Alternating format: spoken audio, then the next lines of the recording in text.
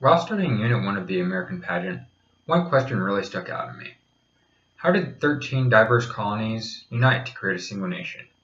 And I think when attacking this question, it's important to explore two distinct cultures that emerged during the first 200 plus years of American life, the North and the South. So how did these two distinct cultures emerge?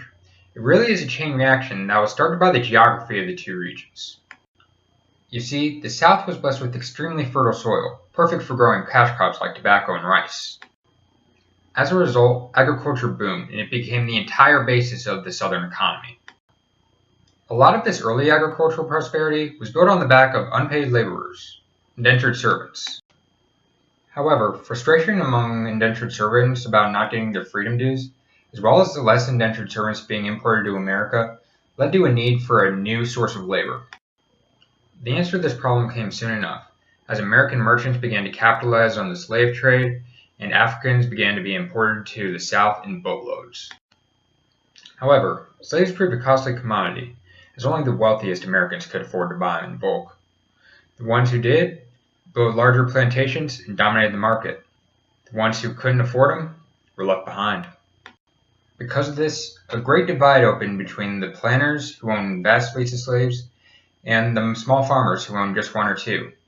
The planters owned everything, and the small farmers held very little power. As all this happened in the South, something very different was going on in the North. The North wasn't quite as lucky with the land they inherited.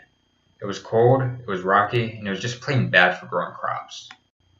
This wasn't too great a matter for the small number of religious refugees that initially landed in Massachusetts, but as the population grew, an economy had to as well. Instead of agriculture being the economic staple, a number of industries began to emerge, among them fishing, shipbuilding, trade, and lumber. As a result, instead of a stratified social hierarchy, a middle class emerged in the North. Also, I'd be remiss if I didn't mention the racial differences between the two societies. In the South, slavery was a staple, so unfair stereotypes were created of black people to justify their mistreatment, while in the North, slavery played a much smaller role, so racism was much less prevalent. So how did these two very different cultures unite to become a single nation?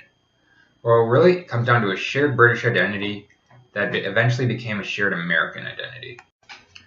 Both regions considered themselves to be under the British Crown, but over 200 years of being ignored by the motherland led to them becoming accustomed to running their own affairs at home. But then, just over a decade before independence was declared, Britain began to intervene more heavily into the lives of the colonists. The new acts, such as the Stamp Act, Townshend Acts, and Intolerable Acts, impacted everyone. It didn't matter if they were from Massachusetts, South Carolina, or anywhere in between. Both North and South were now fighting for a common cause, and when push came to shove, the future Americans fought together because they shared a common identity, an American identity. The regional differences between North and South still exist, and they have torn America apart at the seams more than once. In fact, they almost destroyed the United States less than 90 years after the Declaration of Independence was signed. However, no matter how big the rip in the American fabric was, the American identity, encompassing the values of liberal ideals, economic opportunity, and religious freedom, has been able to patch it. This identity is why a person from Providence, Rhode Island, and Athens, Georgia, both proudly call themselves Americans. It's why every year the President of the United States says the phrase, "The State of the Union is strong." And it developed in its own way in each of the 13 colonies over 250 years ago, creating the groundwork for what would be the United States of America.